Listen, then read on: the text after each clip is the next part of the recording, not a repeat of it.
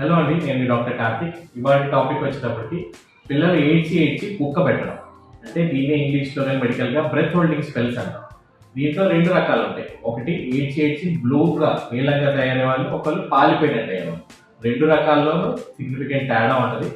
మీరు ఎప్పుడైతే పీడియాట్రిషియన్ కలవాలి అంటే పిల్లల్లో ఇలా బ్లూ కలర్లో తయారవుతున్నప్పుడు మాత్రం పీడియాట్రిషియన్ చెక్ చేసి వీడికి గుండెకి సంబంధించిన ఇబ్బంది ఉందా లేదా అని కార్డియాలజిస్ట్ ఒపీనియన్ తీసుకోవాల్సిన అవసరం. రెండో కారణం రక్తం తక్కువ ఉండడం వల్ల, పెయిన్ కావడం వల్ల ఒక్కోసారి ఐరన్ సప్లిమెంటేషన్ కూడా ఇవ్వచ్చు. దీంట్లో మనం ఎప్పుడు వరి అవ్వాలి, మనం ఏం చేయాలి? ఫస్ట్ ఆఫ్ ఆల్ బేబీకి అలా సెల్ వస్తున్నప్పుడు ఇట్లా బాగా కుక్క పెట్టినప్పుడు మీరు ఆడిని అక్కడ నుంచి ఏరియా నుంచి తీసుకెళ్ళిపోయి ప్లెజెంట్గా ఉన్న అట్మాస్ఫియర్లో పడుకోబెట్టి ఫ్రీగా ఏరియా చేసినట్టు చూడాలి.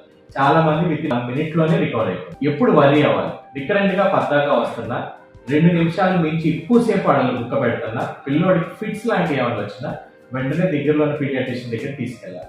ఇది యూజువల్గా 6 months నుంచి